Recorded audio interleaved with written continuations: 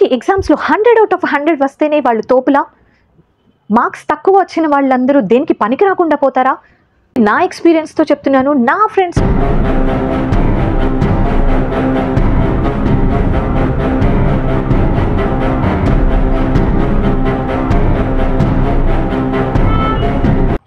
రోజుకి 5 లక్షల revenue generate చేసే బిజినెస్ చేస్తున్నారు.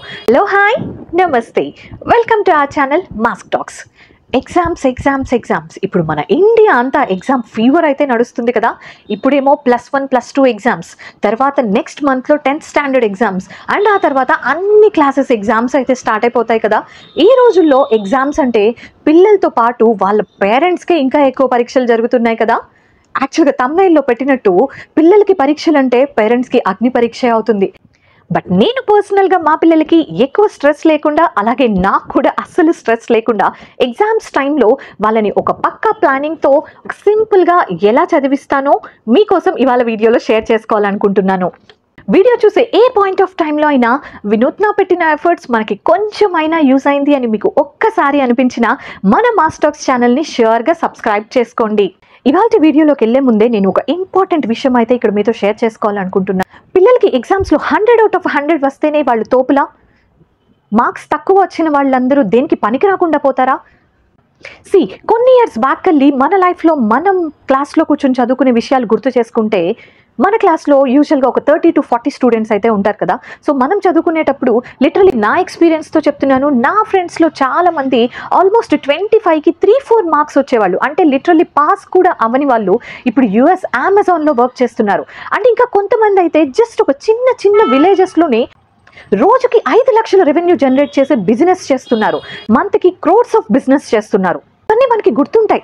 క్లాస్లో ఉన్న 30 మంది ఒకేలాగా చదవరు, ఒకేలాగా ఉండరు. బట్ వాళ్ళ రేంజ్కి తగ్గట్టు వాళ్ళు లైఫ్లో సక్సెస్ అయ్యారు అని చెప్పి మనకి ఇవన్నీ గుర్తే ఉంటాయి.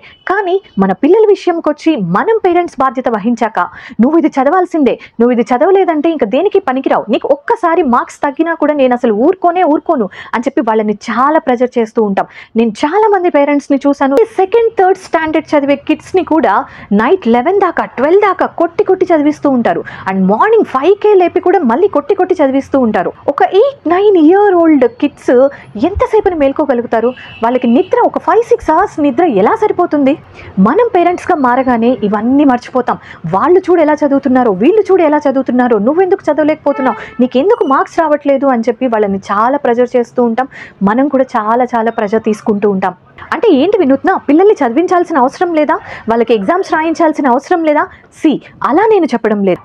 పిల్లలకి ఇదంతా చెప్పేసి మీరేం చదవక్కర్లేదు, పెద్దయ్యాక చూసుకోవచ్చు, మీకు మార్క్స్ రాపోయినా పర్లేదు, ఇలా మనం పిల్లలతో చెప్పాల్సిన అవసరం లేదు.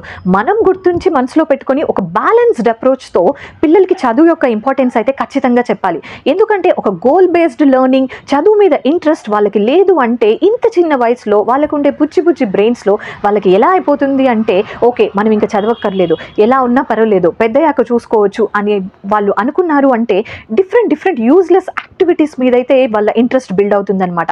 ఇలా వాళ్ళు అన్నెసరీ యాక్టివిటీస్ మీద ఇంట్రెస్ట్ తీసుకున్నారు అంటే వాళ్ళ లైఫ్ వాళ్ళ చేతులతో వాళ్ళే నాశనం చేసుకున్నట్టు అవుతుంది.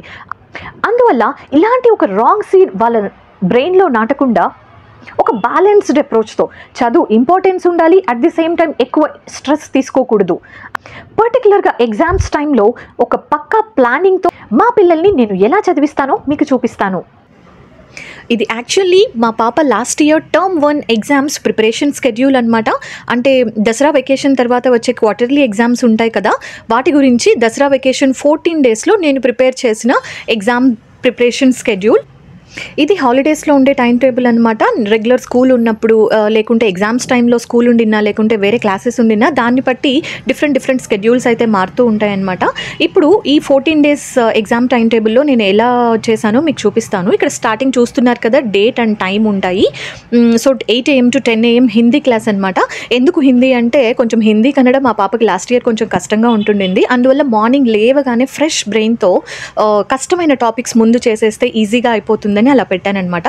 సో ఒక కష్టమైన క్లాస్ అయిపోగానే next breakfast and play time with పండు అంటే మా బుడ్డోడు అనమాట. మా పాపకి మా బుడ్డోడితో ఆడుకోవడం చాలా ఇష్టం, అందువల్ల అలా పెట్టాను.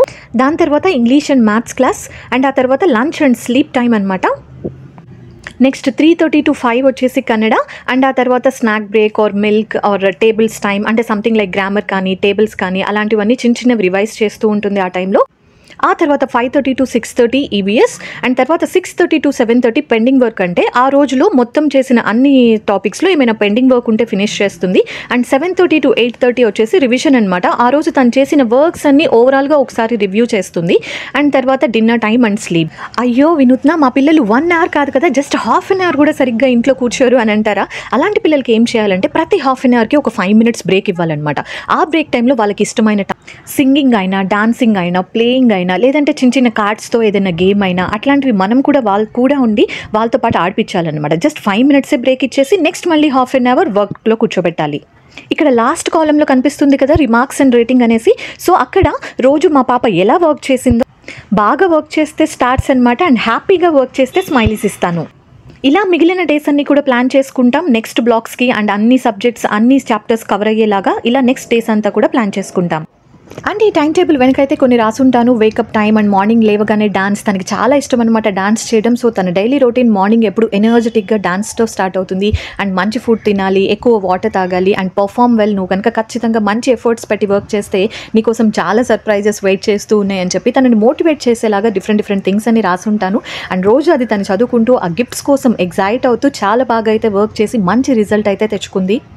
అండ్ ఇక్కడ హార్డ్ వర్క్ నెవర్ ఫెయిల్స్ అని, లవ్ యూ సో మచ్ అని, ఇలా చాలా అయితే రాసేస్తూ ఉంటాను. అండ్ తను ఇక్కడ కూడా తను చేసే ప్రతి పనికి రోజు ఒక టిక్ మార్క్ అయితే పెట్టుకుంటుంది. ఈ గీతలన్నీ అవే అనమాట. అందరికీ ఇలాంటి టైం టేబుల్ సూట్ అవ్వాలని లేదు. Every child is unique in their own way. Just 1 hourలో 2-3 chapters finish చేయగలుగుతారు. అండ్ కొంతమందికి అదే ఒక చాప్టర్ 2 or 3 hours కూడా పడుతుంది. సో మన చైల్డ్ని మనం అర్థం చేసుకోవాలి. ఏ సబ్జెక్ట్స్లో వీక్గా ఉన్నారు, ఏ సబ్జెక్ట్స్లో చాలా బాగా చేయగలుగుతున్నారు, ఎలాంటి టాపిక్స్కి మన హెల్ప్ అవసరం అవుతుంది, మనం వాళ్ళకి క్లియర్గా పక్కన కూర్చొని ఎక్స్ప్లెయిన్ చేసి వాళ్ళు ఎక్కువ స్ట్రెస్ అవ్వకుండా ఎలా నేర్పించగలగాలి, ఇలాంటి టాక్టిక్స్ అన్ని నేర్చుకొని ఒక పక్కా ప్లానింగ్తో అయితే రెడీగా ఉంటే ఖచ్చితంగా మీ పిల్లలు స్ట్రెస్ ఫీల్ అవ్వకుండా ఎగ్జామ్స్లో సూపర్గా పర్ఫామ్ చేయగలుగుతారు. ఎందుకు ఇంకా ఆలస్యం? ఈ వీడియో చూసిన వెంటనే మీ పిల్లలతో డిస్కస్ చేసి మీ చైల్డ్కి తగ్గట్టుగా అండ్ వాళ్ళ ఎగ్జామ్ ప్యాటర్న్, వాళ్ళ సిలబస్ని బట్టి ఇలాంటి ఒక కలర్ఫుల్ టైం టేబుల్ రెడీ చేసి ఇవ్వండి. ఖచ్చితంగా మీ పిల్లలు స్ట్రెస్ లేకుండా ఎగ్జామ్స్లో సూపర్గా పర్ఫామ్ చేస్తారు. ఇలాంటి వీడియోస్ మీకు నచ్చినట్లయితే షూర్గా మన ఛానల్ని సబ్స్క్రైబ్ చేసుకోండి. అలాగే మన వీడియోస్ని లైక్ చేయండి, షేర్ చేయండి, అండ్ మీ పిల్లలతో పాటు మీరు కూడా ఎగ్జామ్స్ బాగా రాయండి. All the best.